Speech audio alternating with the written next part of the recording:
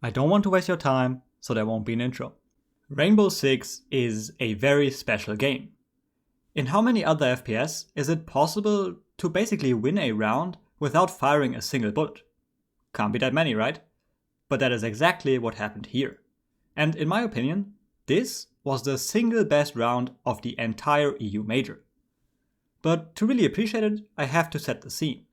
Before I do that though, I quickly want to let you guys know that I'm streaming live on Twitch right now, where I'm playing some TTS Ranked to get a better feel for the next season. Link is in the description. Alright, the story starts with the semi-final game between BDS and Virtus.pro, where VP decides to defend Living Library as their third bomb site. Honestly, that strat alone justifies its own video, so I won't go too deep into the strategy here. But what you have to know is that Virtus.pro is playing a very heavy Aviator hold. And this is a pattern that we often see when it comes to defending weak bomb sites. Instead of just finding suboptimal positions within the site, you extend your defense into a different area of the map, one that is hopefully easier to defend. And that is definitely the case with Aviator. I mean, it is the best bomb site after all. The problem is just that the bomb site is not Aviator, it's Living. So we need a way to use our Aviator control in order to contribute to our Living defense. And that is exactly what these holes in Vault accomplish. As you can see, with these 3 holes, you can get really long angles on every possible entrance into Living. And these gunfights are also extremely defender favored because of how shallow the angle is. You are always going to see the feet of the attackers well before they get a chance to see you. So, looks like a pretty strong setup, right? But if we take a step back and look at the situation holistically, it's still kind of tempting to go for a Living take. Virtus.pro is playing 4 defenders around Aviator, and if you look at the setup, it really does resemble a default Aviator defense, and those are a pain to deal with. Especially because here, you actually need to go for kills around Aviator, and even if you win those gunfights, you haven't won the round yet. So, sounds kind of tough, and compare this to what is set up on the other side of the map. Nothing in Statue and Trophy, nothing in Kitchen and Dining, and nothing in the basement.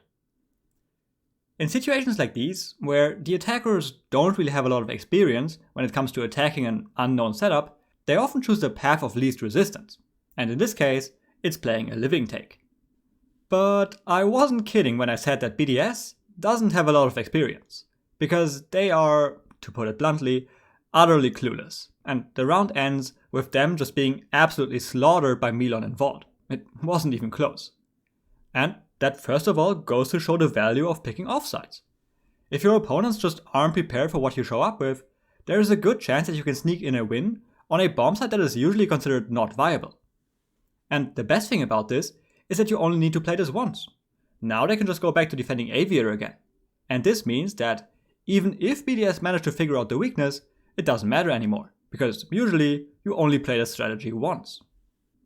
But that kind of breaks down in a format with a loser's bracket, because VP and BDS met in the loser bracket finals again, and they played Villa again, and Virtus.pro played a Living defense again. And now the question is, did BDS do their homework? Have they come up with a way to counter this? And oh boy, they have. Virtus.pro is playing the same setup again.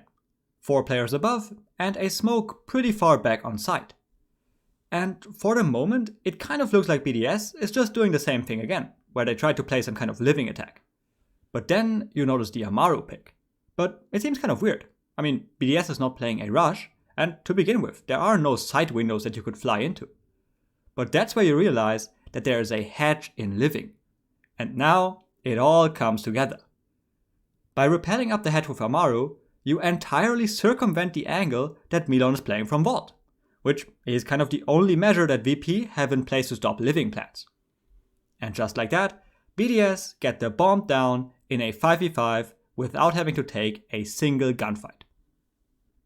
Honestly, that's just an amazing strategy, and in my opinion, that was the single best round of the entire EU Major. It's just so smart and creative. I mean, I'm sure that some of you who are watching didn't even know that there was a hedge in that Living corner. And when you think about how you should approach this bomb site, Amaru is certainly not the first thing you think about either. I also just love the contrast between the 2 rounds. In the game on Friday, BDS just got absolutely slapped when they tried to run into Living. But now it's Virtus.pro that got slapped. Admittedly, the postman was kind of close in the end, but BDS wins this 99% of the time. And that's just another thing. We are talking about BDS here, and they aren't exactly known to have sick strategies, especially not counter strats. So props to them for showing that they can actually do it. All in all, there are just so many things coming together here, and this really is the kind of rainbow that I enjoy the most. Alright, that's it for the video. I kind of didn't plan on making that many videos about BDS, but what can I say? They consistently do interesting stuff, and it would be a shame to not show this round, right? If you enjoyed it, be sure to check out my stream. Link is in the description.